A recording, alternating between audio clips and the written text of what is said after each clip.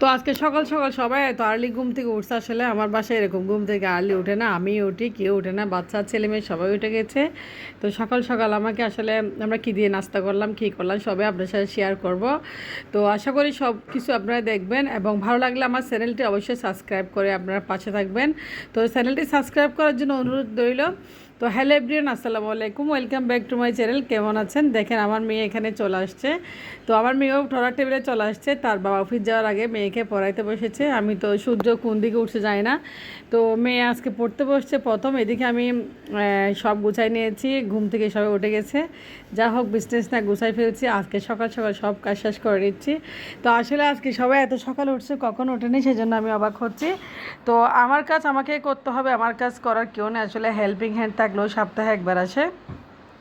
তো যা হোক না কেন আমি চলে যাচ্ছি এখন, ঘর দোর গুছে ফেলছি, বেডরুমটা অলরেডি গুছে নিয়েছি, এদিকে চলে আসলাম।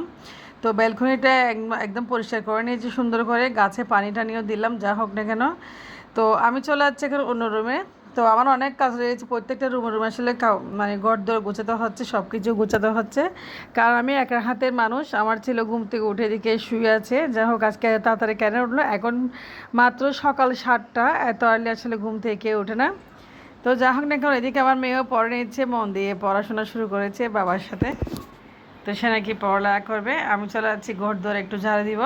তো আমি ড্রয়িং রুমে চলে আসলাম। ড্রয়িং রুমটা আসলে ওরা বেশি ময়লা করে ফেলে, আর এদিকে সোফার কাভারগুলো পরিষ্কার করে নিচ্ছি। আর আপনাদেরকে বাইরের দৃশ্যটা একবার দেখাচ্ছি। বাইরের সবুজ খুবই সুন্দর, আমার বাসার পাশের এই সাইডটা। তো যা হোক আমি সব কিছু গুছগাছ করে নিয়েছি, এখন ঘরটাও ঝাড়ু দিয়ে দিচ্ছি। তো আসলে মেয়েদেরকে আসলে এগুলাই করতে হয়, ঘরের টুকিটাকি সব কাজ এগুলা করার আসলে মানুষ নাই। আর মানুষ আনলো বা রাখলেও ঠিক মতো করে না। আমার কাছে একটা খালা আসে, উনি ওনার মতো করে সপ্তাহে একবার এসে কাজ করে দেয়। এদিকে আমি ঘরটা ঝাড়ু দিয়েছি সুন্দর করে। তো ঘর একদম পরিষ্কার আছে, গতকাল ঘর মোছা হয়েছে, আজকে শুধু ঝাড়ু দিচ্ছি খুব সুন্দর করে দেখেন। আর সোফার কাভারটা ঠিক করে দিয়েছি।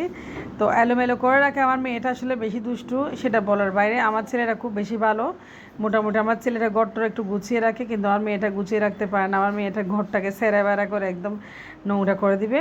তো আমি বেসিনের পাশে একটা গাছ লাগাইছিলাম, খুব সুন্দর দেখেন, এদিকে একটা গাছ ছিল, গাছটা মরে গেছে, আরেকটা গাছ লাগিয়েছিলাম। তো এই গাছটার পাতাটা বড় হয়েছে, আর আমি খুব গাছপ্রেমী, গাছ খুব বেশি ভালোবাসি, এই জন্য গাছকে খুব যত্ন নেই।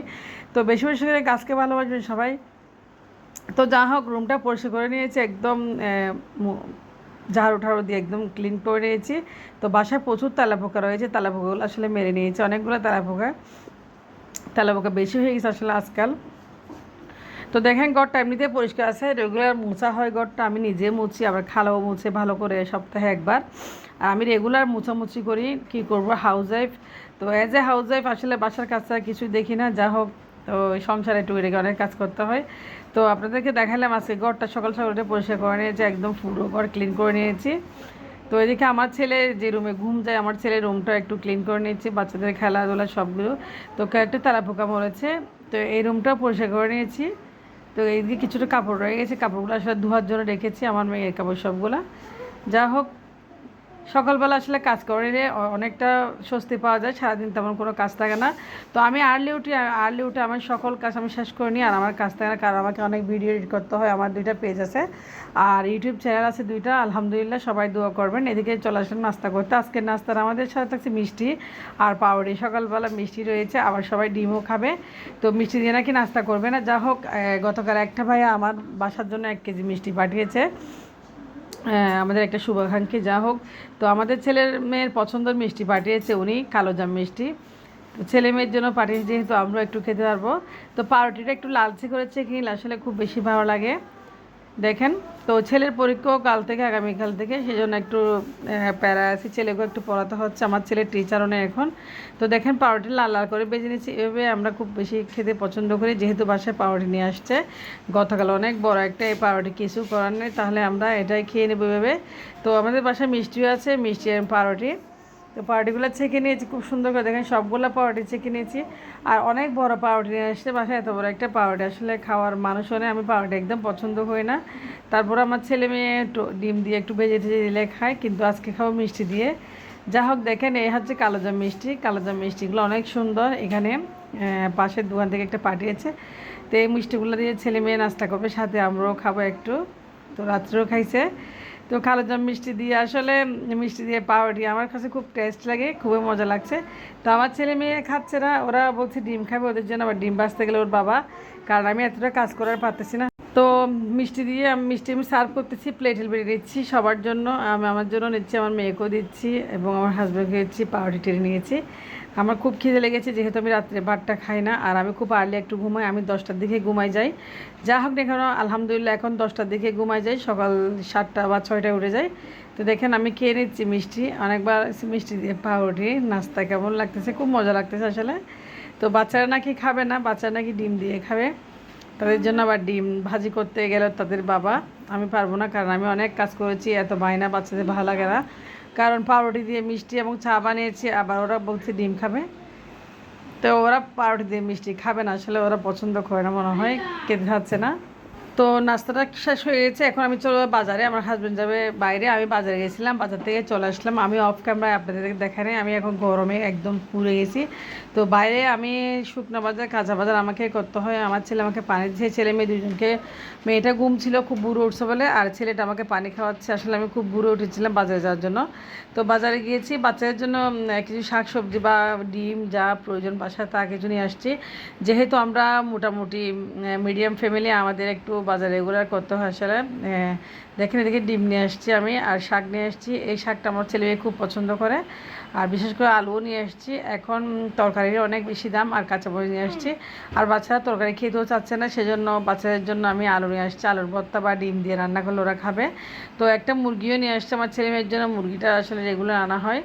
তো মুরগিও এমনি এনে রেখেছে, ওরা একটু মুরগি খেতেও চাচ্ছে না, মুরগি এমনি বিভিন্ন ধরনের নাস্তা বা যে কোনো কিছু বানানো যায়। যা হোক মুরগিটা রেখেছি, এদিকে মুরগিটা আমি কাটবো, আর অন্য বাজারগুলো আমি একটু গুছাই রাখবো এখন। তো কাঁচামরিচগুলো খুবই একদম ফ্রেশ ছিল, একদম খুব দেখতে সুন্দর ছিল।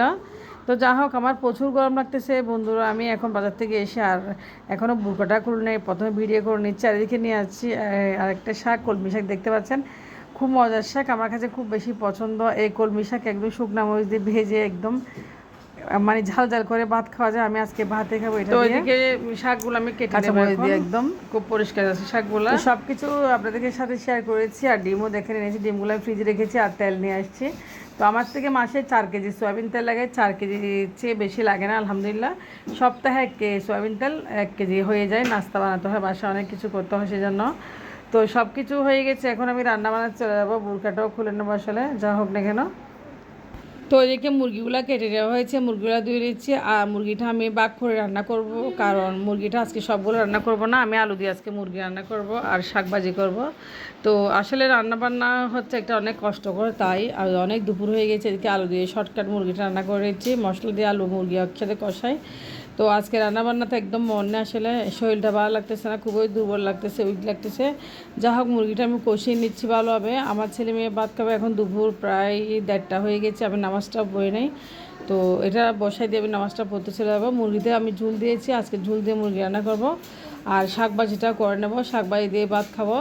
তো মুরগিটা হয়ে গেছে, এদিকে শাকও ভেজে নিয়েছি আমি, দেখেন কলমি শাক একদম ভুনা ভুনা করে নিয়েছি। তো এই কলমি শাক দিয়ে আসলে খুব মজা করে ভাত খাওয়া যায়, কলমি শাক আমার খুব বেশি পছন্দ আসলে। তো আজকের ভিডিও একটু পর্যন্ত, আপনারা ভালো থাকবেন অবশ্যই।